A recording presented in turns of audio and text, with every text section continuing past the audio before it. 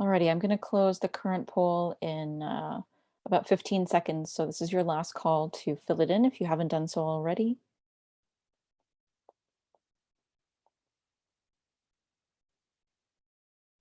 Welcome to those of you who've just joined.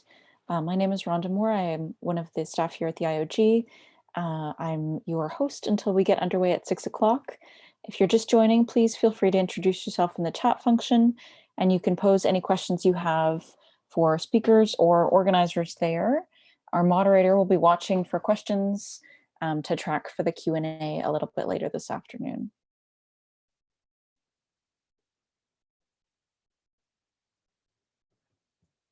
Alrighty, I am going to close the final poll and share the results with you.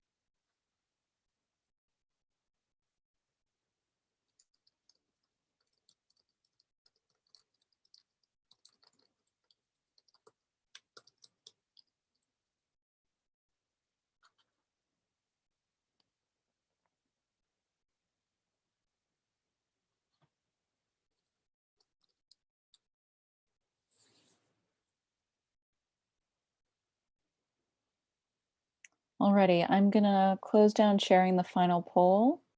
Thank you everyone who participated in those 5 polls this afternoon. And I'm now gonna hand the speaking conch over to Jeff Kinder. Okay, thank you, Rhonda. Welcome everyone. Welcome to the IOG's Policy Crunch. I'm Jeff Kinder. I'm a longtime public servant in the Canadian Public Service on interchange with the Institute on Governance, where I serve as the Executive Director for Science and Innovation and the host of Policy Crunch. Before I go any further, I do wish to acknowledge that at least those of us joining from Ottawa are on the traditional unceded territory of the Algonquin Anishinaabe people. If you're unfamiliar with the Institute on Governance, we're a small think tank, not-for-profit charitable organization located in the Byward Market here in Ottawa. We do advisory services, research, learning, training, and we convene things like the Policy Crunch, although as Rhonda indicated earlier, this is our first ever all Zoom or all virtual Policy Crunch. So we're very excited for tonight's session. We do have a stellar lineup of panelists. I'm going to let Ryan introduce them a bit later. He'll serve as our moderator. And if we have any technical difficulties, please stand by and bear with us. This is our first attempt at this, but so far everything seems to be moving quite well. I want to acknowledge our sponsor, Bell Canada, who has been the sponsor for this season's Policy Crunch series. And I also want to acknowledge that tonight's session is being done in partnership with the Ottawa Civic Tech. And I'm going to throw it over to Xenia to say welcome from Ottawa Civic Tech. Thanks, Jeff, and thanks so much to the Institute on Governance for partnering with us on this night. I'm glad to see some members from Ottawa Civic Tech tonight, and I hope that some of you that haven't joined our group yet may consider joining us as well. I'll be posting some links. They're all on our website. We have a meetup page where we post events like this one, and our Slack group where we have conversations and share resources and links for civic technology. Ottawa Civic Tech, for those who don't know, is a community that uses tech and collaboration to do civic good. Ottawa Civic Tech aims to strengthen the community of people in Ottawa who build civic good by bringing people together in policy and technology with skill sets like design, policy, activism, and software development to connect, innovate, and complete projects for civic good. We break down a lot of institutional silos by creating possibilities and connections that would otherwise be more difficult. We usually meet once a month for presentation or discussion like this, sometimes in the past in person as well, hopefully again. And we also host hack nights where we work on projects together. And we can talk about those in the Slack group if people are interested, and the Google Doc and the Trello. Thanks again, really excited about tonight. And if anyone has any questions about Ottawa Civic Tech, please post them for me. And you can either private chat me in the Zoom chat or find me afterwards in one of the breakout rooms, or email us from our website, or send me an email separately, and I'm happy to talk to anyone about Ottawa Civic Tech. Thanks again. Okay, thank you, Xenia. And now I want to, introduce Ryan Andrusoff. It's really because of Ryan that this event has come together so well. So thank you, Ryan. Ryan is an expert in digital governance and a real advocate for modernization of the public service. He was co-founder of Canada's Digital Service, and spent many years there. He's also worked with the World Bank, with OECD, and he leads our digital executive leadership program here at IOG, which Ryan will be able to talk to you a little bit about at the end of the session. So with that, let me turn it over to Ryan, who will moderate this evening's session. Ryan. Thanks so much, Jeff, and thanks so much to everybody who's joining us here tonight. As Jeff mentioned, this is the first time that we're going digital fully with the Policy Crunch series at IOG, and one of the great things about moving into the online space on this is that we're able to get people to join us not just in person here in Ottawa, but from across the country and across the world. And as I was watching the chat, it's great to see that we got people from all over Canada and Europe and beyond who are on here tonight, so that's great. We've got about 50 people on the Zoom chat with us right now, and many others who are joining us via YouTube, where we're live streaming the panel discussion. And just to let everybody else know that this discussion today will be archived on the IOG's YouTube channel, so you can always go back and view it later, as well as previous policy crunches from this year and previous years. So the topic that we're here to talk about today, and really, the spirit of Policy Crunch, which is really talking about disruption and particularly about how government and technology and changes in society are all coming together.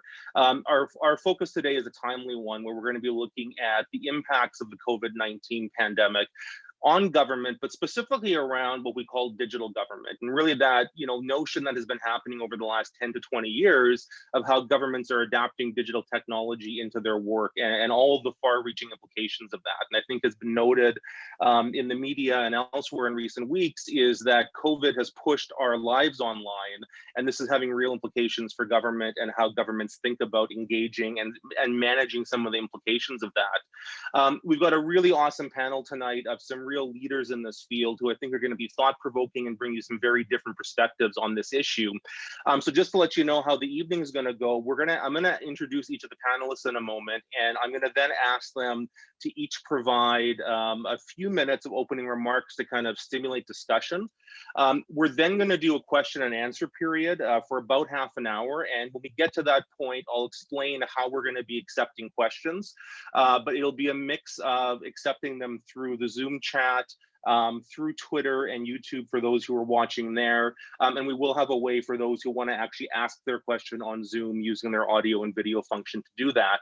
And then when the panel is finished at 7 p.m., for about half an hour, we're going to do breakout groups. And so for those of you who might want to discuss some of these topics a bit more in depth with our 4 panelists, we'll have an opportunity for you to go join them in a breakout Zoom group so you can have smaller group discussions for a little while before we end for the evening. So it should be a fascinating hour and a bit to come. And so without further ado, I want to introduce our wonderful panel that's joining us here tonight. And I'll introduce them in order of which they're going to give their opening remarks. So first of all, we've got Jamie Boyd, who's joining us from Victoria, British Columbia. Jamie is the Chief Digital Officer for the Government of British Columbia, and she leads efforts to embrace digital change and help governments to better serve citizens using modern technology. She previously served as the Director of Open Government in the Government of Canada, where she was a floor mate of mine at Treasury Board Secretariat, where she was working to support government transparency, accountability, and citizen engagement. In 2019, Apolitical listed her among the world's 100 most influential people in digital government. So Jamie, we're really pleased to have you with us here tonight. Thanks, Jamie. Our next panelist is David Eves, who's joining us from the Harvard Kennedy School in Cambridge, Massachusetts. And David also was listed by Apolitical as one of the world's 100 most influential people in digital government and has been a real leader in this space for some time. David's a lecturer in public policy at the Harvard Kennedy School, where he teaches courses on digital transformation and policy design and delivery. Prior to Harvard, David advised numerous governments at the local, provincial, and national level, published on technology and policy in numerous forms, and worked in and with several government-focused startups. And I'll just note that David is also Canadian, also from the West Coast originally, like Jamie, and I first met him probably about 10 years ago when he was an early advocate for the open data movement here in Canada. So welcome, David, and thanks for joining us. Next, I'm going to introduce Shingai Majingwa, and Shingai is the Chief Executive Officer of Fireside Analytics, a Toronto-based ed tech startup that creates customized educational programs to teach digital literacy, data literacy, coding, analytics, and data visualization for a wide variety of audiences, which includes high school learners. Her courses from her company have over 420,000 registered learners on a variety of different platforms. She's also a children's book author, a data scientist, and is also currently the technical education specialist at the Vector Institute for AI in Toronto. So Shingai, thanks for joining us, and we're happy to have you here. And finally, we have Jesse Hirsch, who's joining us from Lanark County, Ontario. And he has 25 years of experience as a technology researcher, ethicist, public speaker, broadcaster, and futurist. He has a daily newsletter called MetaViews and works with organizations to help them use technology strategically and responsibility. Jesse's academic background from Ryerson University is focused very much in areas around algorithmic media, and his current work focuses on the governance and ethics of AI, data protection, and privacy. He's also right now a digital fellow with the Canada School of Public Services Digital Academy, and he's a member of the advisory council in the certificate in machine learning at York University's School of Continuing Studies. So welcome as well, Jesse. We're really great to have you with us here today. So that's our panel. Without further ado, I think you want to hear less from me and more from them. So I am going to turn the floor over to Jamie, our first speaker, to give her opening remarks. Jamie, over to you. Wonderful. Thanks so much, Ryan. It is such a pleasure for me to be seeing so many friendly faces joining us on this call. So thank you so much for taking the time. I'm sharing my screen. Hopefully you can see a deck and it doesn't look hideous. Before I launch, I'd like to acknowledge that I am speaking to you over the interwebs from the traditional territory of the Lekwungen speaking people in Victoria, BC. I love that we are having these pan-Canadian and global conversations, really leaning into the digital space. So really happy to be having this conversation. Got about 5 to 7 minutes, so I'm going to try to be whip fast. I've got lots of things to say, 3 big goals or 3 things that I'd like to hit you up with over the next few minutes. The first, I'd like to share a little bit about our experience within the government of British Columbia and how we experienced COVID-19 or how we're experiencing it. Second, I'd like to share some reflections on design patterns that seem to be working well in this time. And I'd like to share a few reflections on the path forward. What are the opportunities in a sort of post-pandemic world? So it's funny, when I give these presentations, I often start with the recognition that technology has changed our world, right? So IoT, robotics, AI, advanced analytics, all those things have pretty dramatically changed the way we work. And the fact that compute has never been faster or cheaper really does mean that we're also changing the tools that we're using in government. And as I was preparing this talk and other talks that I give like it, I was like, no, it's not just technology that's changing government. It's COVID-19 that's changing government. So we're in a really brave new world. It's an exciting time, I think, huge opportunities, but that are really unprecedented. Couple of reflections that I have on the sort of context that we're operating in. We looked at some of the polling data that's come out from Ipsos, from Angus Reid over the last couple of weeks, and it is startling to see the extent to which we really are in this brave new world. So 95% of Canadians reporting a significant reduction in interpersonal contact. So people really have changed their behaviors, right?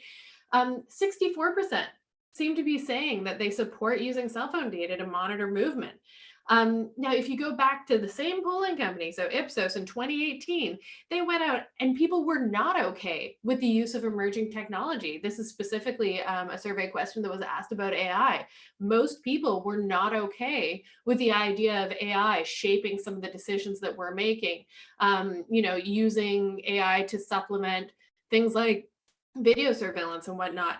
And this just shows the extent to which the world has truly changed in the last 6 to 8 weeks, right? So lots of very different contexts now.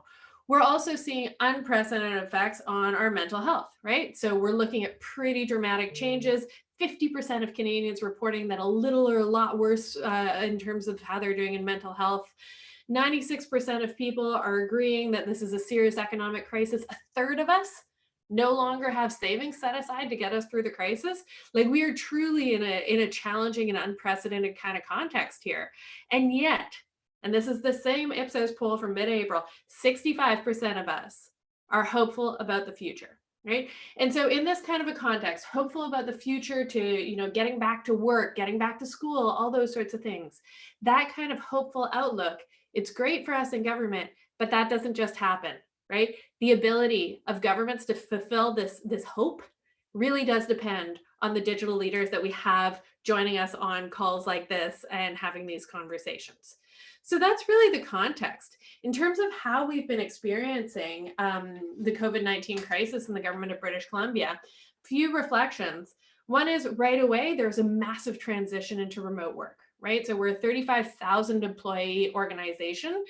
We went from an environment where we had a few hundred VPN connections on a daily basis to, within about a week and a half, 22,000 connections, right? So that ability to leverage the digital tools that were available to us, there was unprecedented demand. What that also meant, though, was that we had to provide better tools. So we were previously using a mishmash of different things. We had some Slack instances, we had some Skype and this and that. Just 2 weeks ago, we are now all on MS Teams. It's a great user experience, but we really went from having a bit of a, I would say really varied adoption of the tools to being a digital first government in terms of the way we work. We also saw a lot of demand for accessing information, right? So we were able to stand up some services quite quickly, collaborating with our Ministry of Health and the BC Developers Exchange to share really good access to information. So also collaborating with vendors. So we stood up a self-assessment app very quickly, our supply hub similarly. For us, as sort of visible digital folks, we were overwhelmed by incredibly generous offers from the tech sector, but frankly, we had no really coherent way to parse our way through all those generous offers. And so we quickly stood up a connecting service, so good progress there. I'd say we also experienced unprecedented collaboration within our government, cross sectors, and across Canada.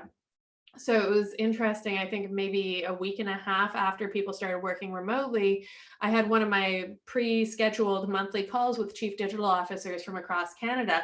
And right away it was like, okay, let's talk about self-assessment apps. And so really powerful stories around sharing experiences. We also saw really good cross-sector collaboration, and I think that sort of foreshadows the opportunities on a go-forward basis. It's been fascinating to see that in general, it looks like the reception from Canadians has been very positive. I don't know how many of you were on Twitter the morning that CERB launched, and just people, they were shocked. They're like, it launched at 6 a.m. I was up at 4 queuing myself up, and I was, it opened at 6 and I was done at 6:03. When has this ever happened, right? And so we are seeing a really significant uptick in terms of the level of satisfaction with government services. Just this morning in the news, you saw the Edelman Trust Barometer, pretty high levels of trust, which is unprecedented, right? And this is contrasting with, again, that's that 2018 Ipsos poll, where 60% of people were saying, this is in Canada, that law and government policies are not keeping pace. And yet you're seeing 3/4 of people now flipping and saying, no, we're decently satisfied with what's been deployed. So what I think we've seen in terms of our experience is that those things that we talk about when we try to incite further investment in digital government, the promise of service excellence, the promise of efficiency, the promise of trust, all of those things are really demonstrating themselves to be relevant arguments because we have been able to respond more effectively to the crisis. In terms of the design patterns that really do seem to resonate, that massive collaboration, the distributed teams, those best practices that we talk about, these are photos from the BC Developers Exchange. I often talk about best practices of digital government being ones that are open, user-centric, that are agile. And I think we're really seeing the value of that. Be it in launching our self-assessment app, really designing and putting services where people are. If that's Instagram, let's go to Instagram, right? Like wherever people are looking for information, trying to be cheeky about it. Yesterday with May the 4th, we were seeing a really popular Instagram image was, you got to stay 2 lightsabers away. Our chatbot has been wildly successful out of the Center for Disease Control. So I think essentially what we've seen is that digital government leads to better government. And in moments of crisis, that's more important than ever. I'll wrap it up in a sec. I know I'm on the clock, but I do see massive opportunities for us on a go forward basis. The government of British Columbia has our digital framework, but there are a few areas of that framework that are more salient than ever before in a post-pandemic context. So the ones that really jump out to me are aligning our digital services with demand for services. So not all governments do that. I think a lot of times there's a bit of a fixation on sort of shiny fruit, like, oh, this is going to be cool. Let's launch a chatbot. But no, I think there's a real focus in an environment of constrained resources. Let's invest where there's the most demand. Data, we really do need to be better at leveraging our data for analytics, for interoperability, for all sorts of different functions. That became eminently clear through this process. Platform governance, so really leaning into cross-sector approaches. Satya Nadella had a piece in the Financial Times a couple of days ago that really talks about that power of interoperability. I think there are massive opportunities there. And then how we work. Distributed teams based on a culture that is really conducive to innovation, small projects, lots of transparency along the way, alignment with our principles. There are huge, huge opportunities for us on a go forward basis. And I think that if nothing else, this crisis has demonstrated the value of digital government and how we are all protagonists in that movement. I'll leave it there, Ryan. Very happy to have further conversation and take any questions. Great, thanks so much, Jamie. We appreciate that. I will turn the floor over to David as our next speaker. David.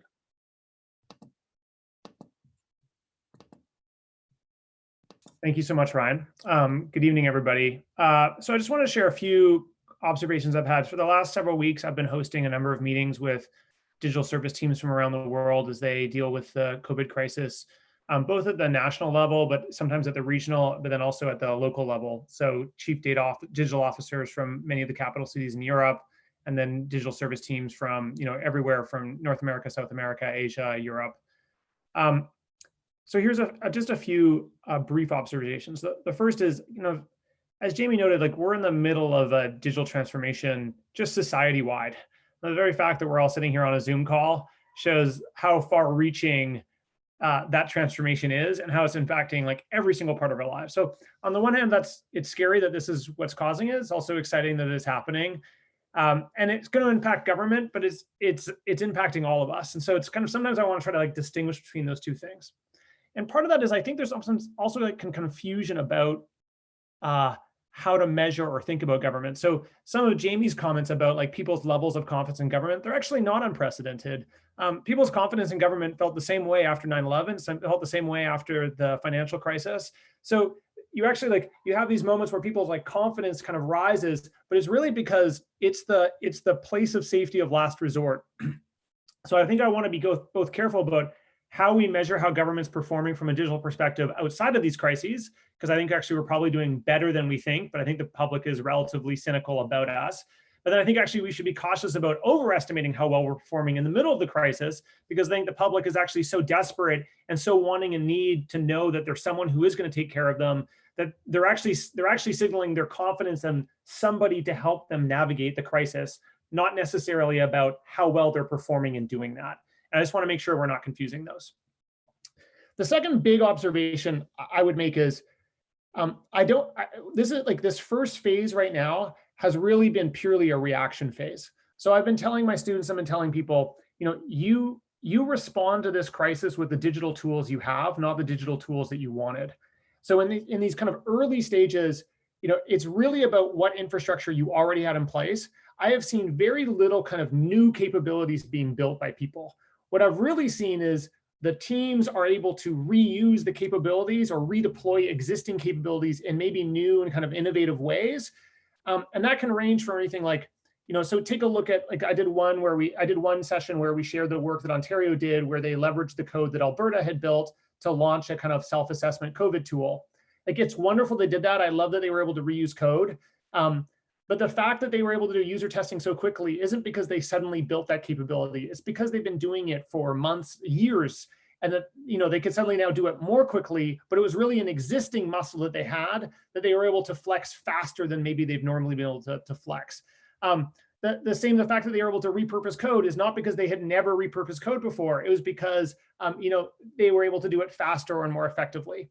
So I'm really cautious about right now.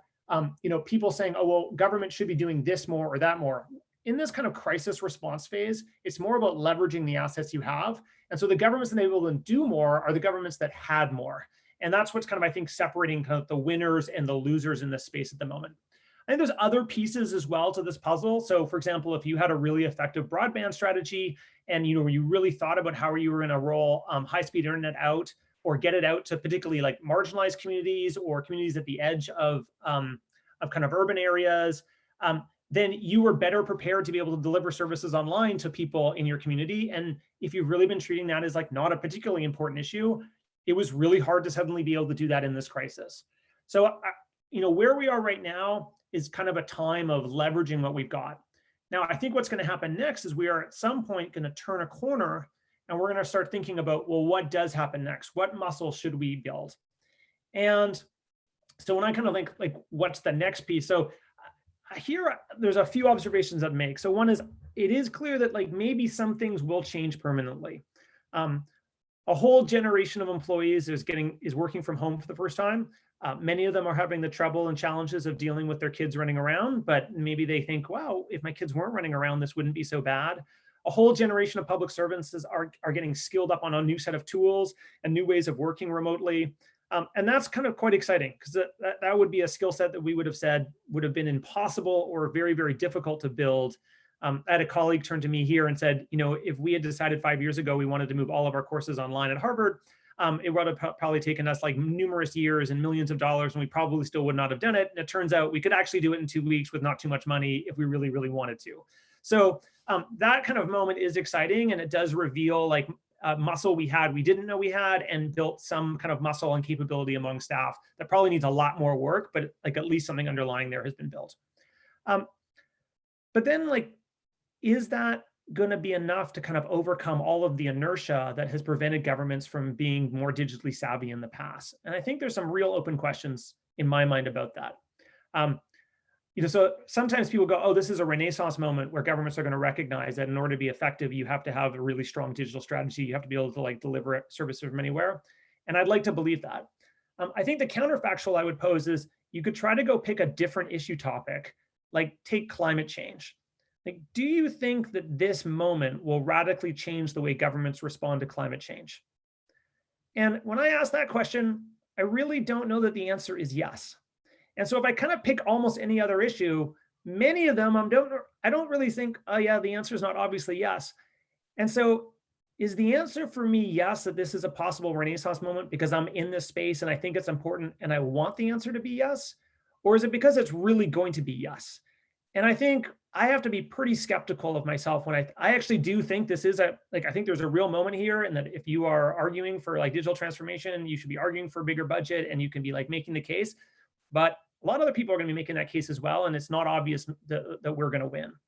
And so one possibility is this is a Renaissance moment, but I think the other possibility is that, this is actually the moment where kind of like the traditional forms of information technology reassert control. They say, Tom Steinberg was talking about this idea to me the other day. It's like, this is the moment where, hey, we're the ones who got Teams up for everybody and got them working again. We're the ones who got everybody remote working. We're the ones managing all the kind of core infrastructure. Really, the practices don't need to change. Just give us more money and we'll make it all work. And that narrative strikes me as kind of plausible as well. So is this a Renaissance moment? Very, very unclear. I think the thing that I would be looking for as we go forward is, I think there'll be a lot of pressure for people to talk about digital government as a way of increasing efficiency and lowering costs. And I think that should be part of the conversation. But in many of the places I've looked at where that has been the dominant narrative, it has often not led to fantastic outcomes. There are definitely exceptions to that rule. But actually often when the focus is more on the things Jamie talked about, focusing on users, doing, figuring out design principles, figuring out how to build a muscle of understanding who your users are, taking care of them, and figuring out how to iterate and learn, the byproduct has been more efficient and more effective services. But if you focus first on the efficiency, you actually often tend to kind of like lower the value of the kind of skills we're trying to build and the capabilities we're trying to build, and it leads to an outcome that we're not really, I think, going to be all that happy with. Great, thanks so much, David, for those initial thoughts. Some good thought-provoking items there. Shingai, I'm going to turn the floor over to you. And David kind of finished off talking about skills, and I know that's an area you're very involved with in digital skills. So I'll turn the floor to you for a few thoughts on that aspect. Fantastic, thanks, Ryan. So I've broken up my comments into 3 sections. The first one is on change, the second one is participation, and then I'm going to end off with the skills and education piece. So on the subject of change, we've sort of already covered those big buckets with Jamie and David, but I think the one main thing I'd like to say is if you can just imagine an image of a camel with 2 humps. The first hump is the internet, and then the second hump is COVID-19. I'm going to use this image as an example to show that in our lifetime, we have been hit with these insane, dramatic events that have resulted in significant changes in essentially the way that we do everything. And when we talk about internet changes, on the 13th of February this year, I was in Ottawa speaking to many people from the Canada School of Public Service at the data conference, talking about how the internet had impacted us and how it had changed how we do business and how we operate. And at that point, I was highlighting notes like Google is 21 years old, WhatsApp is 10 years old, Twitter is 13 years old, and we're all still coming to terms with how to manage these new technologies. If you look at how we handled that, something as simple as getting 4 e-learning credits into our education system was met with resistance. And we're not here to argue whether that was a good or bad thing. I'm just looking at how we responded to that. And in addition to that, if you look at any of the other major changes we tried to do relating to technology, they were also hit with the unions put up their hands and said, oh, we want to discuss XYZ regarding these changes. And those were good interventions. Those were good questions to be asked about data privacy, cybersecurity, etc. But they were also paralyzing in many ways. And then fast forward to COVID-19, so I'm talking the data conference was 13th of February, right? And then COVID-19 is March. And in March, boom, we suddenly have to have this massive reaction in response to this threat. And we've seen all the right movements come from government. We've seen investments in health.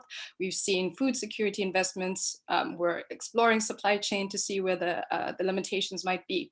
Workforce changes, majority of us are at home or in some location where we're trying to manage how we do our work. So in that regard, we were able to change quite quickly. And I agree with David's note about this is actually still pretty reactionary. This just happened. Give us enough time, and I suspect we might quickly fall back into our old ways of just its paralysis in the sense that, oh, why can we use a contact tracing app because it's going to be tracking people, et cetera, et cetera. And I'd just like to highlight the irony here sometimes is that when we deal with private sector companies and change situations like this, we're far more tolerant of private sector companies tracking us, noting what we're looking at on the internet, et cetera, than we are when governments do that. So I'd also just like to note that we've had these 2 major changes, these 2 camel humps that we've had to react to. The internet was a little bit slower, and then COVID-19 has had to be very rapid. The outtake from that change note is that we have fundamentally changed how we interact. And most of us in my lifetime, due to these two events, are now going to be interacting with each other and with our government through screens. And that's just a fact. So those screens might be a laptop, it might be a mobile device. And the idea that we are now participating, interacting with each other through screens means that we have to talk about participation, which is my second note. And I would say participation is a function of two things. The first one is infrastructure and the second one is skills. Under infrastructure, we have devices. So do you have a device that you can participate with? And then the second piece is the internet, right? Do you have the connection, the internet infrastructure to be able to do the types of connections like we're doing right now? If you tick those boxes, and they're not 100% ticked, right? I think the last StatScan figures I saw for internet penetration in Canada were 94%.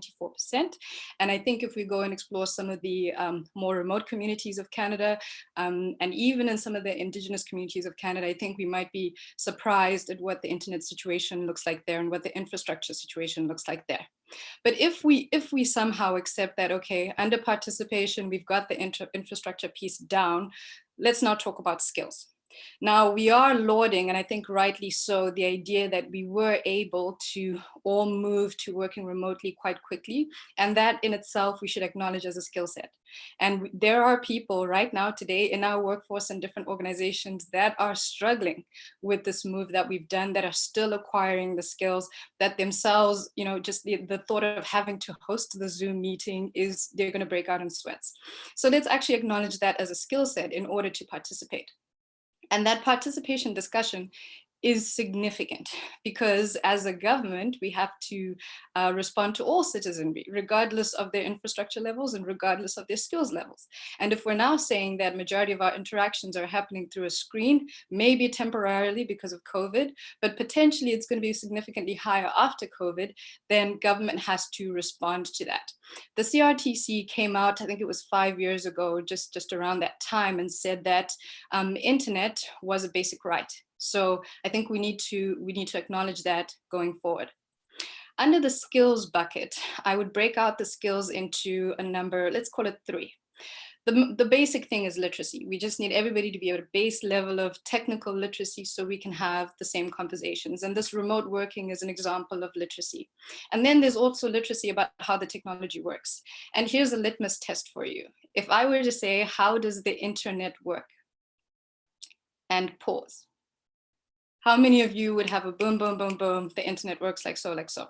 And to test that your response is actually really good, pick up the phone and phone a friend or speak to your kids and try and explain how the internet works. And that will really tell you the level to which you understand it. And then try and understand something like, how does a computer work? Why does it need electricity? Right? And let's call that a literacy about this new digital world that we're operating in. Our education systems are fantastic with our physical world, you know, photosynthesis, light, gravity. We've all come to terms with those concepts because they were taught at a basic level, but we're not yet covering all the elements that make up this digital world. So that's literacy. Next, I would say there's a bucket around skills and education that is reporting and analytics. So for our policymakers who are now recipients of all these data and these models that are coming through from the COVID situation, are you qualified to be reading and interpreting that? Do you have a comfort level with what is a regression analysis that resulted in this report that you're looking at? And I'm not suggesting that everybody needs to be an expert per se, but I would say that as policymakers, we do need to start upskilling if we are responsibly going to be looking at these reports and then using them to make decisions. Can we spot a mistake if something is wrong in that content? And then the last piece around the skill set is the more advanced level, right? And Ryan, you mentioned I'm with the Vector Institute. Yes, absolutely. The Vector Institute for Artificial Intelligence is right now home to some of the most cutting edge work that's being done in response to COVID. David Fleet, one of the faculty there, was responsible for the initial 3D imaging of the proteins associated with this disease. So fascinating work being done there. But our ability as a public service and as citizenry to absorb this information that's coming out of artificial intelligence also then becomes a skills and education piece.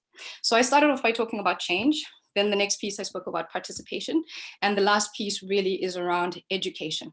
And I appreciate with a great deal of empathy that I'm talking about skills and education at a time where our public servants, our frontline healthcare workers are just absolutely swamped with this COVID situation. And I'm saying, yes, I would like you to take a data privacy and cybersecurity fundamentals course today. Why? Because the decisions that you make about a contact tracing app will directly will affect citizenry A, and you've got to be in a position where you fully appreciate what the consequences are. And I appreciate that I'm asking a lot, but this is no longer about a workforce of the future. This is about a workforce now, today. So on that note, I'd just like to highlight some of the great work that's been done by IOG and the Canada School of Public Service. And what I'm excited to see coming out of this is, what are we going to do with our education systems? And I'm not just talking about technology education here, just to emphasize. Our traditional education systems are very efficient at putting our social studies and humanities people on that side of the campus. And then we put the technology people on the other side of the campus, just to make sure there's no contamination of ideas. But we're going to have to fix that, right? We're going to have to bring those two groups together, so that any time that we're talking about these new technologies, that we're also making sure that we've covered the bases around how they will affect society and real people. And on that note, thanks everybody, really glad to be here. Thanks so much for that. That was really, I think, some really important food for thought and some lessons that I think everybody can take home on that point. Jesse, I'm going to turn the floor over to you, last but not least, and love your cottage country Zoom backdrop. It sets the mood. So Jesse, the floor is yours. Well, and allow me to briefly amplify the comments really about internet infrastructure and access, and that I think the danger as we move forward and sort of assume or anticipate the type of remote world and the remote government services that we're all going to be engaged in, that there are still a remarkable amount of Canadians who have crappy internet. I mean, that Stats Canada number is a little misleading in that while 94% may have connectivity, very many of them do not have sufficient connectivity. And I say this in the sense that wireless connectivity is just not sufficient. Asynchronous connectivity is not sufficient. For example, people who have slow upload speeds are finding video conferencing to be very difficult, because while their download speeds may be sufficient, that 1 megabit per second upload is barely enough to do a Zoom conference. It's not enough to do 2 simultaneously, or a Zoom conference and video games simultaneously. And what's interesting about connectivity issues is it's multi-jurisdictional. Right? The communities that have solved internet have done so with municipal, provincial, and federal coordination. And it's in times like this that coordination may be difficult, but I raise that because I don't think we should lose sight of that. And I don't think we should lose sight of good governance being collaboration among governments, especially different levels of government. Because the main point I really want to make today in leading up to a larger discussion on the privacy, data protection, and data efficacy is the legitimacy of government. Because I think to David's point about how trust in government is contextual, and people do rush to government in a time of a crisis, I'm pretty bearish as to how long this crisis is going to last. I still think these are early days. I don't believe the population has wrapped their heads around how long this crisis is going to last. And I think that our patience with government may not be as deep as we desire. I think digital government has scored a win. I think the extent to which a lot of the services and rapid deployment and quick pivot has impressed everybody, given general low expectations. I think this is a long path. And I think to the point of education, we're still dealing with a scale problem. I mean, whether IOG or whether my friends at the Digital Academy at the CSPS, when I talk to them and say, how are we going to upgrade the entire civil service? There's still crickets to that answer, right? The education works when we have time, but it's really difficult to spread that literacy across not just the federal civil service, but provincial government and municipal governments, that I think we do need to be wrapping our heads around as we look at the potential length, not just of this pandemic, but the economic fallout that could last much longer. Because I think to tie it back to internet infrastructure, we can't forget the role of echo chambers and the role of filter bubbles. and the extent to which that we fall prey to the temptation of forgetting that we in digital government circles are kind of in an echo chamber.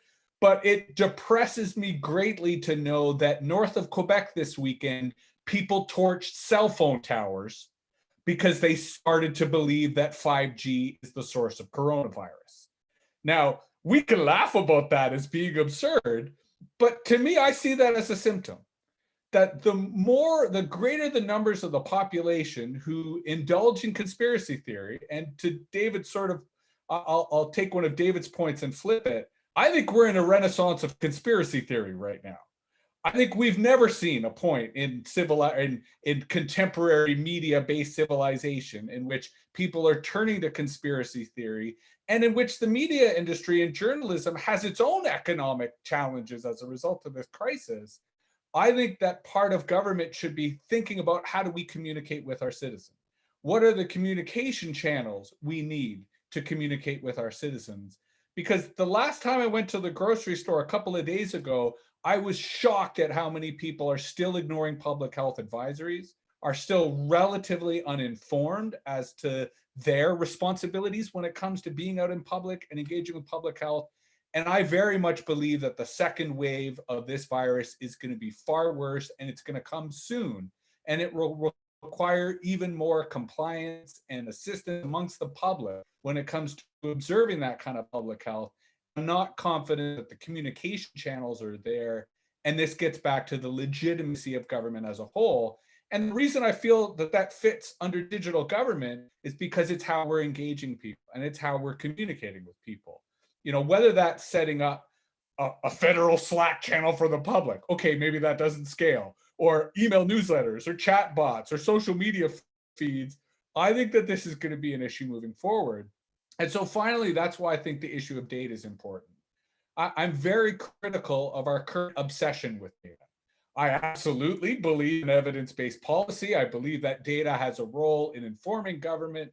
But I think what I've seen in a dangerous context in this pandemic is an obsession with data without the critical thinking skills that must go with it. For example, we should acknowledge that our testing data is not accurate. We do not have anywhere near the testing capacity necessary. We're still not testing everyone who has symptoms. Here in Ottawa, we're only testing people 60 above and who have symptoms. And we're not doing any random testing that would give us a sense of what's actually happening. And so that's why I personally am opposed to contact tracing apps.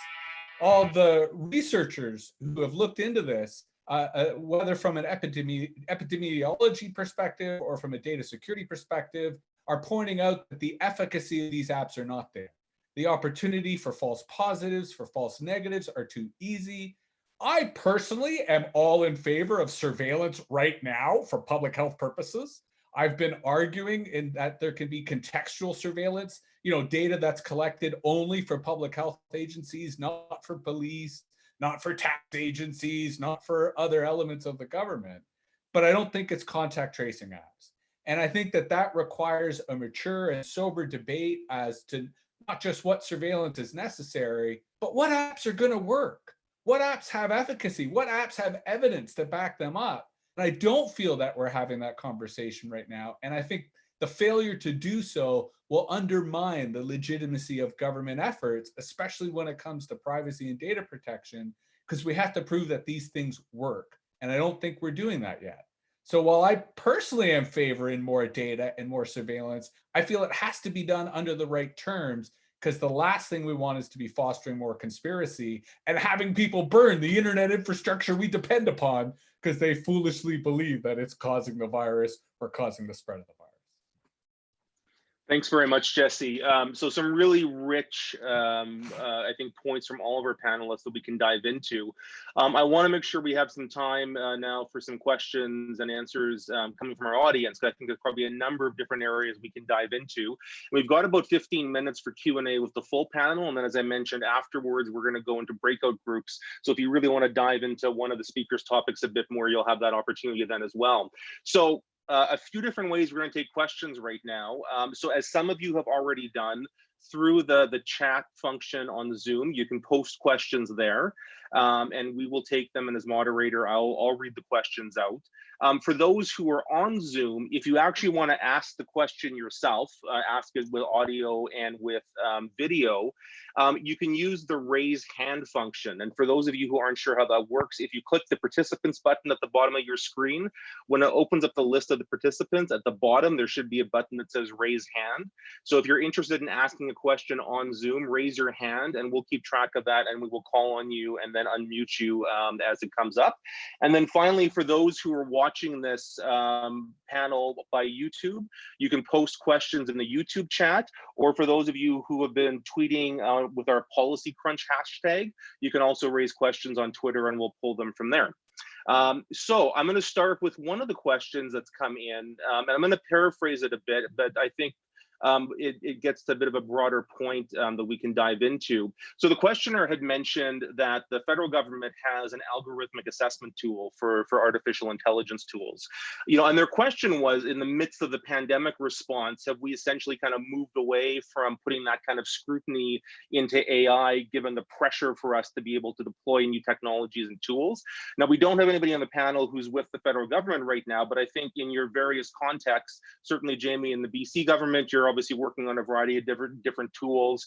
And I think with Shanghai and David and Jesse, obviously you're very critical watchers of how government are incorporating these tools. I guess my question I'll put out to the panel based on this is, and maybe Jamie, if you don't mind starting, just to kind of, as somebody who's in government right now, how are you balancing that pressure between the need to, maintain obviously the integrity of the digital tools you're using, and the pressure to get things out quickly? Where do you strike the balance on that? And what are the questions you think people should be asking about AI, about contact tracing tools, around those types of things? It's a wonderful question. Thank you very much for asking it. I think that it is a careful balance, right? So a lot of the things that we've been doing, we have launched them much more quickly than we normally would. One of the things that we have in the government of British Columbia that's kind of unique, I hadn't heard of it in other governments, is our provincial treasury board has delegated authority to a deputy minister committee to manage our minor capital envelope. So for digital projects. So it's about just over $100 million a year. One of the things that my team did very quickly with the crisis is we essentially looked at historical spend rates on that fund and looked to really quickly reallocate some of the funding towards COVID response, making sure that there was that sort of startup capital available to our partners and friends in the ministries across government. And that was a really important thing to do. And we sort of had that existential debate. It was like, okay, we need to move quickly. How do we do this? And there was a bit of a debate. It was like, well, it's COVID response, just push it through.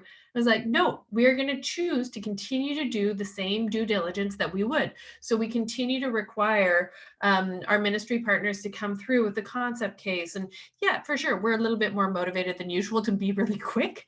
And we have delegated some of the authorities that we normally have to the deputy minister so that she can sign off on things rather than going to the full committee. But there certainly isn't less due diligence happening. In fact, I would argue that in these moments of crisis, we have to be more careful than usual. I think we've very clearly revealed that our data stewardship could be improved. Data interoperability is major. Again, I don't want to slag on the federal government without any federal representatives here to defend. But the number of barriers undermining data sharing between federal departments is just outrageous, right? And you contrast that with other governments, Estonia, for example, that have made commitments to these sorts of tell us once approaches. That's a really important investment for really quickly moving on things. So I wouldn't say that there's less due diligence. What I would argue is that there's a greater level of awareness of the importance of things like data protection. In BC, we have very, very robust privacy legislation. And so, in the past, maybe some of us have said, it would be great if it weren't so robust. And in moments like this, I think it's really demonstrating the value of having a really strong privacy regime. So greater awareness around the importance of data protection. And then I think a greater awareness of why we've been talking the way we have about our digital principles. I think a lot of times when people say, oh, user centricity, you'll sometimes say, oh, like that's a cool thing for digital government people to say these days.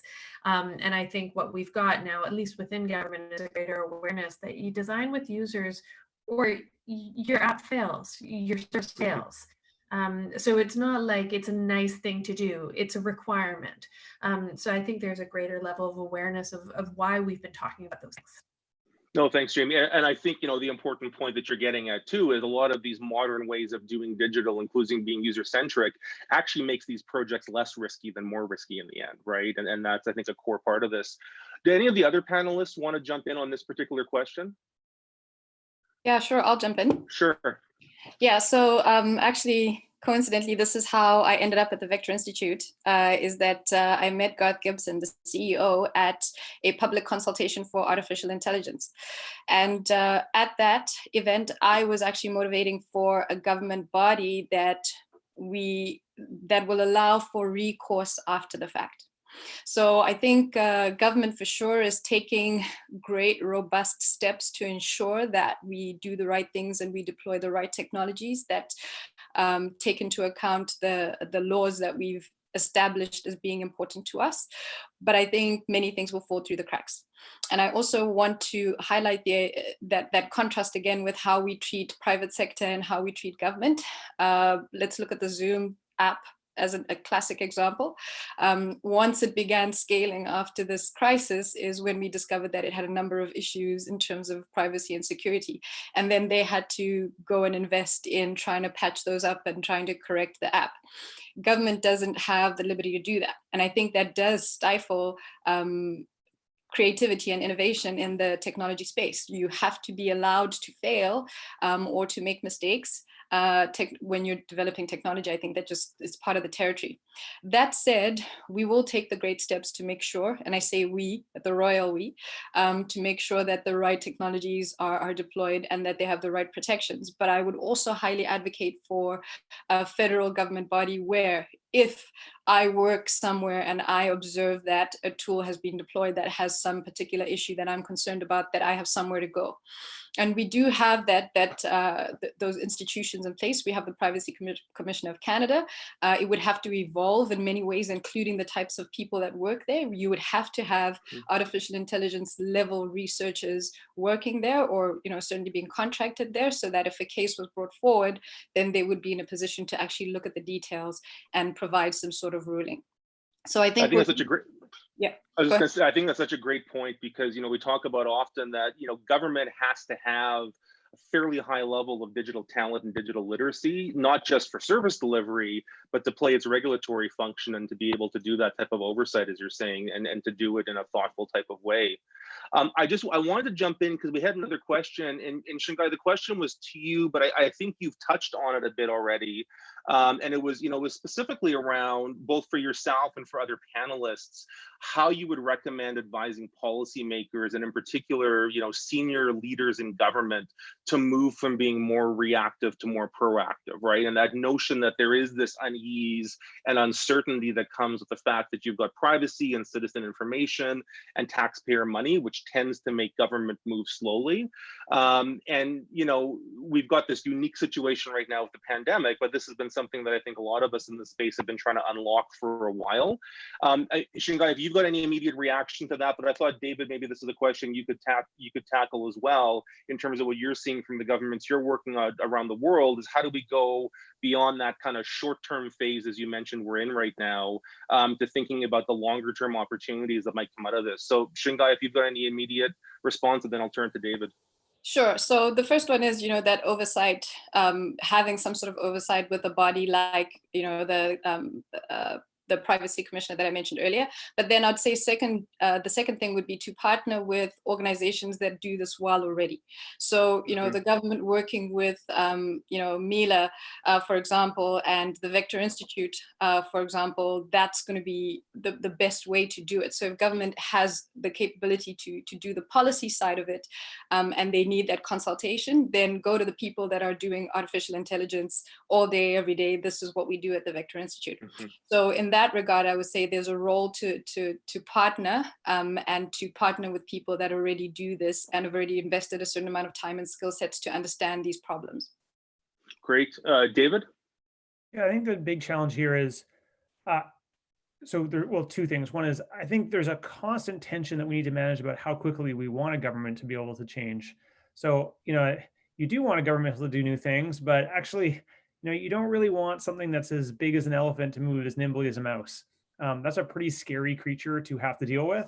So, when governments are designed to move slowly, not just because they're cautious, but because actually we want to make sure the things that they're doing are aligned with what we want, because once they do them, they bring a lot of force and a lot of mass to it.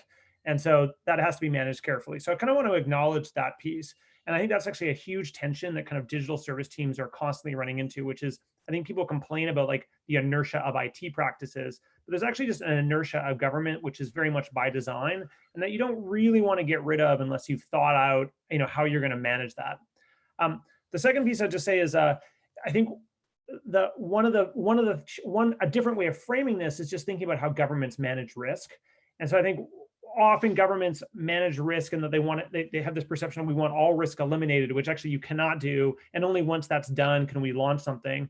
And many of the people on this call, at least I think people who are my allies, are kind of like, well, that's a little bit of a ridiculous notion. Instead, it's really, how do we launch something so in part that we manage the risk, but we can also evaluate new risk and then move quickly to adapt to them. And so what the pandemic allows us to do is create an opportunity to show that that is a viable option, and that we can build muscle around how to manage that risk in a new way, and make that the kind of boring, known, assumed way of doing things, so that it can be applied where appropriate, which I think is in many, many places, and just become like the default. So the pandemic gives us the opportunity to do that. Will we have enough opportunities? I don't know. But my big risk is we won't, and then the kind of traditional notions of risk will take over, and we'll be stuck kind of not being able to change things at a pace that we need. Yeah, thanks, David. I think it's a really important set of considerations. As we sometimes say that risk aversion in government is a feature, not a bug. And I think we've got to be very thoughtful as we're changing our governance arrangements, which I'm a big proponent of. We've got to do it in a measured way, and we can't just simply turn a dime on that. We've got time for one more question. I've got actually a couple of questions that were submitted that have a similar theme. I'm gonna pose the question, Jesse, to you first, and then anybody else who wants to jump in on it can. And the questions are around digital inclusion and digital accessibility, because I think, Jesse, you touched on this, as did some of the other panelists, is that, as we're moving into this increasingly digital world, and much quicker now because of COVID, while there are great opportunities because of that, it also poses a real issue around participation and being able to be fully part of democratic life and governance if you aren't connected. And so, the two questions were both about how do we prioritize digital accessibility and inclusion, and there was a second question specifically around inclusivity for Indigenous communities and vulnerable communities, who in particular may be in places where they don't have access to either high-speed internet, the devices they need to access it, or have the digital literacy skills in all cases. So Jesse, if you can maybe make a few comments on just some of the concerns around digital inclusion and how we might think about the high value areas to tackle that, and then I'll open it back up for any other last thoughts from other panelists. I mean, ironically, it does come back to the notion of the echo chamber, and always checking to see that you're not only not in one, but expanding it.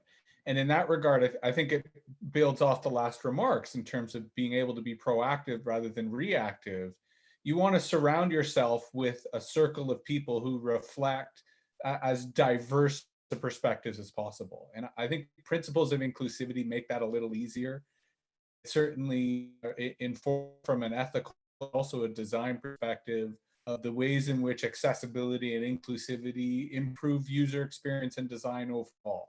And by using those types of targets as goals, as metrics, I think not only helps when it comes to producing products, but it helps psychologically or philosophically when it comes to anticipating these types of channels and being out ahead.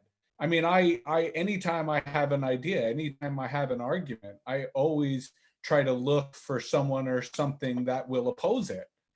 Both so I can anticipate what that opposite perspective would be, but also because I think it makes my argument stronger. And I think, embracing inclusive design principles and recognizing the extent to which that Indigenous communities and rural communities in Canada offer us an excellent frame by which to think of technical service delivery.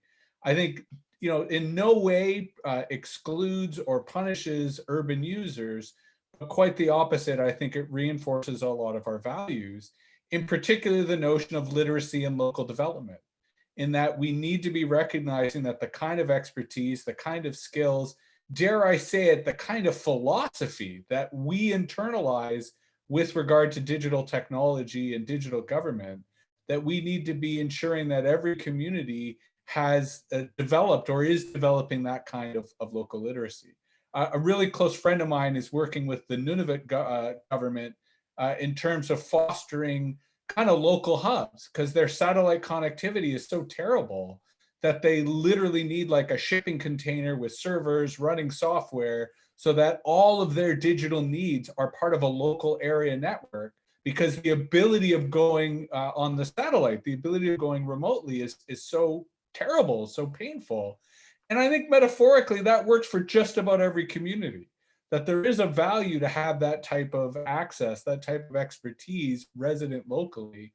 And I think those type of commitments, while previously might have been deemed not economic or not something we had the resources for, I think now we're actually seeing that that's something we have to invest in and something we have to be thinking about. And principles of inclusive design, I think, allow us to address that, allow us to open our minds, and if anything, mitigate some of the echo chambers that legitimately are professional consequence or a cultural consequence of these tools that we love so much. Thanks, Jesse. Appreciate that. We're pretty much up at time, but I wanted to give David and Shingai and Jamie just kind of 30 seconds quickly to give kind of a final response on either this question or any last words you want to leave folks with. David, maybe we'll start with you and we can go then to Shingai and Jamie. Yeah, I mean, for me, this parallels the accessibility debate. I mean, accessibility, like building software that conforms with, accessibility standards helps everybody. And so kind of going and finding the communities that are most in need and building software and services that serves them really helps everyone. And in my own life, I think of like, I've had kids. Curb cutouts were built for people who were in wheelchairs, but they're enormously helpful for people who, have baby strollers or who find like the elderly who have curbs harder to navigate. So there's a lot of wins to be found here across the board. So really figuring out ways to kind of target and focus on those users creates wins for everybody. Great point. Thanks, David. Shingai?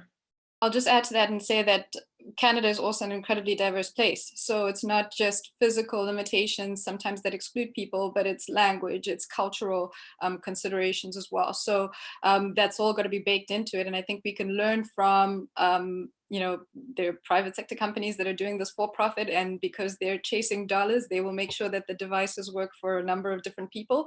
And I think we can take a page from that piece and be responsible about it to make sure that we are accounting for everybody. And then just a last note is on Thursday the 7th, we at the Vector Institute are hosting AI in the OR. So free if anybody's interested in learning more about AI and some of the solutions that we're using for healthcare and to address COVID-19, then join us on Thursday. Great. And Jamie, I'll give the last word to you, and I'll just mention we also had a question from YouTube wondering about BC's digital health strategy and if it's been updated as a result of COVID-19. And we may not have time to go into it in depth, but that's something just wanted to mention to you as well. So Jamie? Yeah, great question. So around the accessibility question, really, we need to be designing for everybody. I think that we've made a lot of progress in the public sector in the last few years around awareness of accessibility. Today, you should never be launching services that are not fully accessible. It's not that difficult to do if you build the accessibility in from the start. If you are creating services, and you should be creating services, they should be accessible. Same goes for the digital divide. British Columbia is a very diverse jurisdiction, and we don't have full connectivity, and we certainly don't have all of our generations that are digital natives. So no, we do have to design for everybody. So wonderful point. And it's easy to get yourself relatively easy to gain education in that regard. Digital health strategy, it's going to have to probably get pretty dramatically updated. It's one of the portfolios that has been quite forward-looking within British Columbia, simply because our health authorities have, there's a lot of demand for good digital services there. But I suspect that, once we get through this, we'll have to do a bit more work. And just a closing thought, that stat that I mentioned around the 65% of Canadians that are hopeful about the future, I just really do want to emphasize that hope that doesn't just happen. We have to build these services. We have to build them together with Canadians, with British Columbians. And in terms of the people who are going to make our society more inclusive, continue to be prosperous, all of those things, it's public sector technologists like those who are taking the time to join calls like these that are going to be really instrumental on delivering on that potential. So I know it's a difficult time, and I know that we're all struggling, but I would just express a great deal of appreciation for this community, and I'd love to encourage you to keep doing what you're doing, share your stories, share your code, and together I think we're gonna make a stronger country out of this. That's great. Well, thanks so much, Jamie, and a huge virtual round of applause for our whole panel.